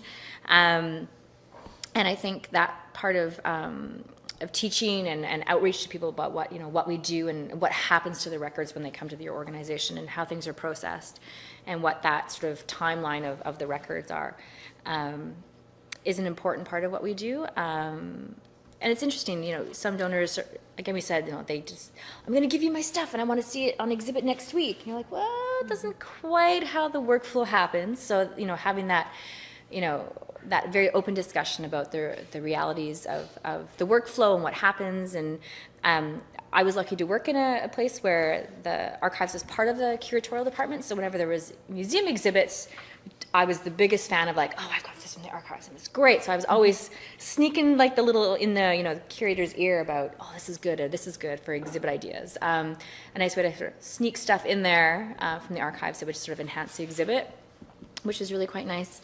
But I think with donors too, it's important that you have to understand what your collection is and what you have, and it's okay to say no. It's okay to say no to things sometimes if you know that it doesn't fit your collections mandate. But then also, who can you refer them to? And I think sort of, you know, networking within your own professional community, like who's a better repository for those items? Well, and sometimes there's balance of sometimes you have to say yes even though you don't want it because you know they might that they have other stuff that you do want, so you have to start building that relationship. Yeah. And yeah, definitely. Or there's just other factors that are there's other totally factors out of your hands. Yeah. And That's life. That's professional yes, thank life. you. This is perfect. Love it. Yeah. I want to Sarah on Twitter. Hello again, Sarah on Twitter. Way back, Sarah James. Way back when we first started the discussion, she tweeted something that I didn't interject at the time because I just didn't have a chance. But she made the point that when we were talking about donors of material and we were talking about making sure that they're comfortable and feel okay that we're like taking something from them. She made the very good point, I thought, that the donor of materials relationship should also feel like you are providing a service for them. So like they have a vested interest in this material being preserved. And it is, I mean, it's absolutely a gift. It's a donation, but it's also like the local archives or the academic archives or whatever your institution is, you're performing an important service for the community by being available to preserve this material. And you don't have to like say to your donors, like, I am performing an important service for you. But I think if we like frame the discussion in that way, it gives us more confidence in donor relations. Just a thought. No, certainly. That was the end of my thought on that. And I hope I didn't misrepresent Sarah's thought on it either. But yeah. Yeah, I think with donor relationships, it doesn't necessarily end the second that they give you their things and sign the form and walk away. Like you have that ongoing relationship with them. A habit I used to find I would do if it was private family records, you know, when you're writing the biographical history, I would have that communication back and forth with them. Did I get my notes right? Can you correct this just in case, you know, because this is your family history and I want to do you the due respect of I've got this recorded correctly. And sometimes I had the case where I had to make multiple visits to a donor's house for them to build the confidence in me representing my organization that it was okay to finally let these family records, you know, or her late husband's finally go. So it does take a lot of time sometimes. to build those relationships. And, once it's in the records are in your door, you have that ongoing relationship. And then, when the finding is done, sending them a copy, or, when it goes up on exhibit, I'll let you know. And just so that they know that, sometimes it might take a couple of years or many years to get things processed, but just keeping it on your radar that, that's an important, they're an important public relations part of your museum and your organization or your archives, because, they can, if they speak highly of you, that yes, I've met this person and, we've donated some records to them and we're very pleased with how the process went, that's part of it also, because they're going to talk to their friends and family and things like that. It's not always warm and fuzzy with donors. I think we can all say that in some part of our professional capacity, we've come across donors that have had expectations or requests for their donation that are a bit more difficult to manage. Sometimes, whether it's directed by the board or a society director or museum director that says this is what's happening, and you're just going to nod and smile, and sometimes you have to nod and smile. But hopefully, in those circumstances and how the relationships develop with the donors and working with them afterwards, you can sort of smooth out some of those things. But definitely, it's working with donors is something that's going to be an ongoing part of your daily work. And I think that's the unique thing, that you have to sometimes take the big stuff, and that there's some good things tucked away in there, but that's part of that whole sort of donation process and doing appraisal and working with them to say, we've gone through it and we've looked at it, and in the bigger part of how this tells the story, this is the really strong material, and maybe would you like this back to put on top of your fridge again for the next 15 years?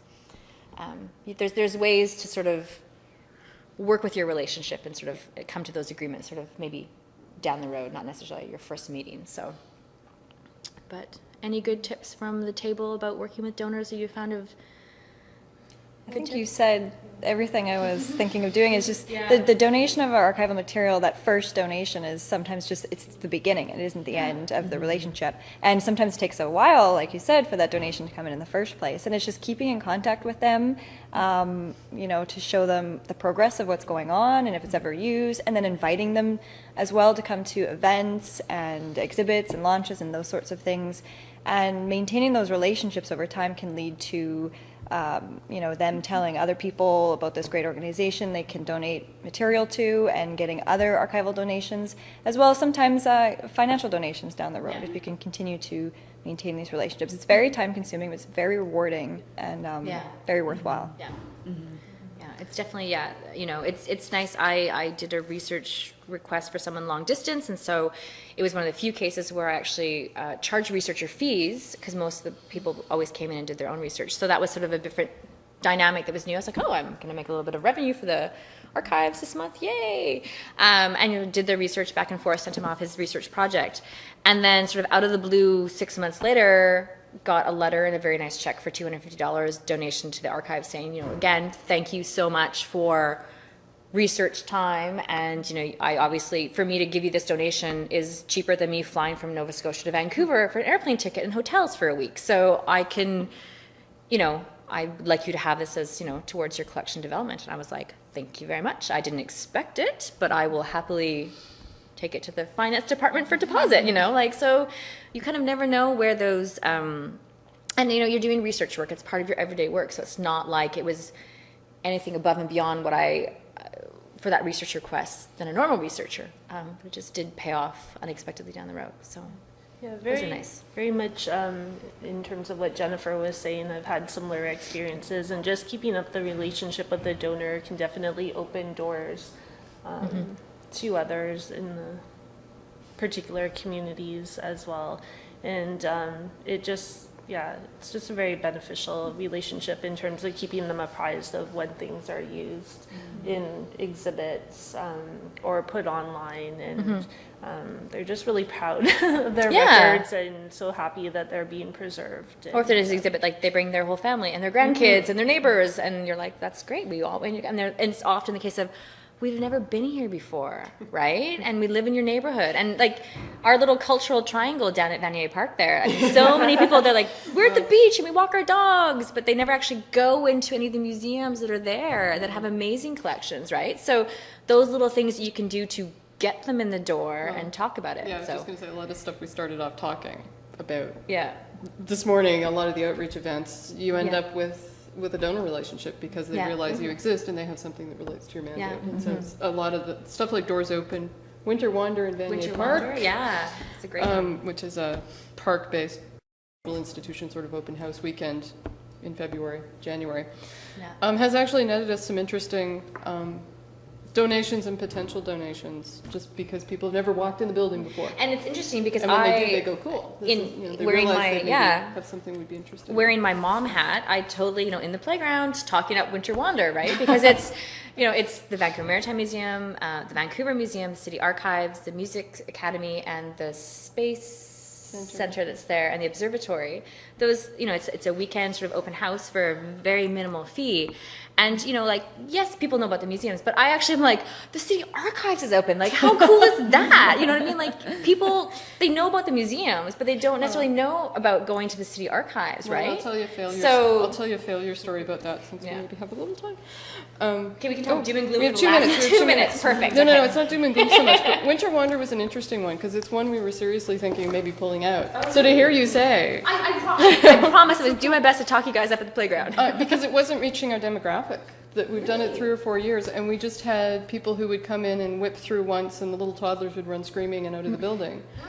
And this year, I don't know what the difference was. We're still kind of evaluating it, but we ended up with a crowd that was a little older, but also and some older kids. We had some of the best interactions with sort of 8 years old and up this year at Winter Wander, and it was a steady pace.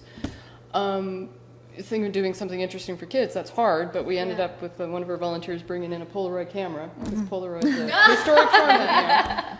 And you walk away with a Polaroid of your family with City of Vancouver Archives and our website address on the back. Oh, Did that last year, and we thought, well, we'll try it one more time. Yeah. People were coming over to have their Polaroid taken. So interesting. So it made it fun. like last year so we're was starting this, to think about other but then, ways of, okay, maybe we won't pull out. Maybe for next year, we spend a bit more time. We kind of let the other neighbors do the organizing and the promotion and stuff, but maybe what we do is turn it into a bit more of a Winter Wander, and we do bring out in the building the Council Minute Book or the Rogues Gallery or whatever, and have a table. I bring in a little more staff on the day, and we do some of that interaction about some of our records, even though it'll take a lot more organization, but we made such good connections, both from a fundraising and a donation point of view, and just people becoming aware of the building and to be in the space and to say the records are right over there under that roof, behind that's that your door. history right there. It was a big difference from bringing stuff up to City Hall and being disconnected from the space. So that was an interesting example, I thought, of the benefit of having people come into the building. So, maybe you can come next year, because we'll probably be there. There you go. Well, that's great. I will keep talking about it at the playground at school. I think, actually, that kind of takes us up to our time frame, if I check. Since we have our late night UK watchers on a Friday night, we want to make sure you guys can still salvage your Friday night and go out.